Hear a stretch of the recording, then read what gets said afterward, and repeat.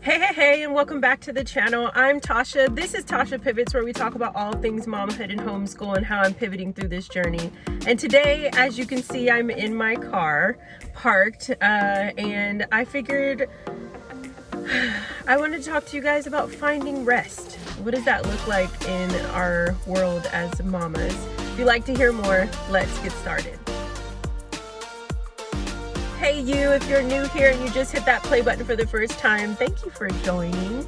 To all of my friends here who've been with me, I love you. I'm sending you warm hugs. I'd extend, but I'm like out of frame.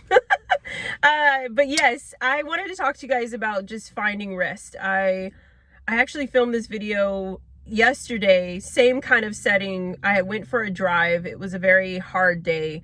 For homeschool, for mamahood, just all in all, like it just felt like like everyone's emotions are really high. I think we have, some of us in the house have cabin fever.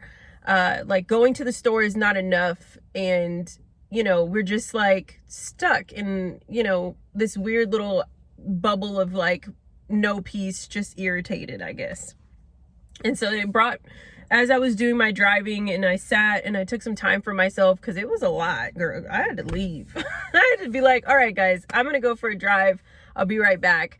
And it allowed me to really kind of like put things into perspective of, where my kids are at, where I'm at, where my spouse is at, and just where possibly the world is at too. And it's so weird. Like, I don't think anything's ever going to go back to being the same, but recognizing that finding rest and what does that look like? So sometimes rest can really look like getting sleep, like going to bed early, or when you're tired, just responding to yourself and honoring yourself by going to sleep.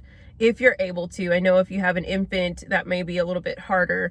But then I also would say, take a nap with your kids. Like I learned over time through motherhood that when they say sleep when your kid sleeps, it makes sense when you only have one child, but when you have multiple, it's kind of like, but I got to keep my eye out for the other one. So now I will even encourage even my oldest to be like, let's just all take a nap. Like, I know you're not really tired, but we're going to put on some calming music and we're just going to let our bodies rest. Now, if you go to sleep, great. If you don't, we're just going to lay here for about 30 to 45 minutes. And I recognize how that can kind of like rejuvenate me and even them, and especially the youngest, because once she has sleeps, it's like nothing ever happened. The next thing I wanted to say with finding rest is just being able to turn certain things off, especially like social media or things that just gravitate to our time. I think if we just turn that off, we'll recognize that our brain is not trying to constantly keep up with every little thing, and our emotions are connected to those things. So first, rest when you need to rest. Turn off the phones, the tablets, the TVs, all the things that can be a distraction and not necessarily making you feel like replenished or even restored when you're done doing it or participating in it. The other thing I would say that I really learned to do is pick up a book. Sometimes for me, and getting lost in a story allows me to just kind of like rest everything else that's going around.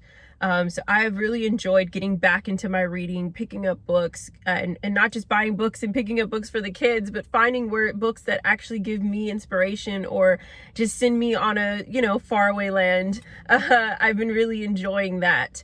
And I just wanted to come on and like encourage you guys to like find pockets of rest, whether it's 30 minutes, whether it's an hour, whether it's, like I said, simply going to bed early.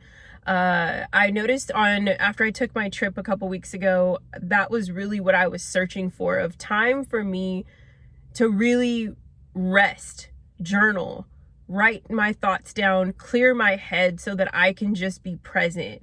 I recognize that oftentimes we're like an oiled machine, right? As moms. And if we don't rest, if we don't replenish ourselves, restore ourselves the way we need to, we start to make noise and we start to creak and we start to just kind of break. We have a breaking point and then we just kind of are done, right?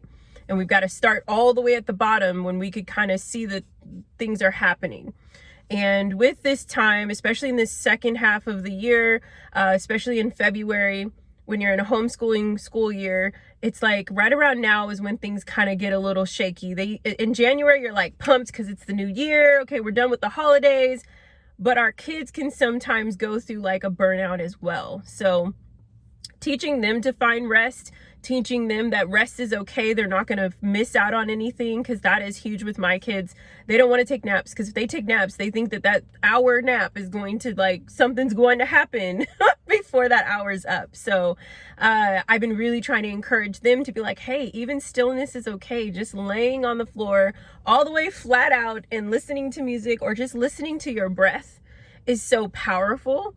And but I also recognize, as much as I want to tell them that, I've got to do it too. So even at night for myself, I'm a night owl and I get up early, so it's a really ugly combination. But I have been trying to, even when I'm ready to go to sleep, that I'll even read something, or I'll journal, or I'll just be. Allow myself to just be a human being. A good friend of mine actually said it, like, we're not human doings, we're human beings, and we need to learn how to just be. So I connect that with finding rest. I hope this encouraged you. It's just a mini video, and you liked my new background for the day, as I'm about to go into an appointment. But I just really want to encourage you mamas that, like, we can have rest. And when we start to feel restless, we need to answer to the call and listen to ourselves, and also encourage our home to find rest and peace and have contentment when things feel like uncharted or out of sync. All right, so I hope you enjoyed this video. Give it a warm thumbs up if you did, and I'll see you guys on the next one. Have a wonderful, wonderful day. Talk to you later. Bye.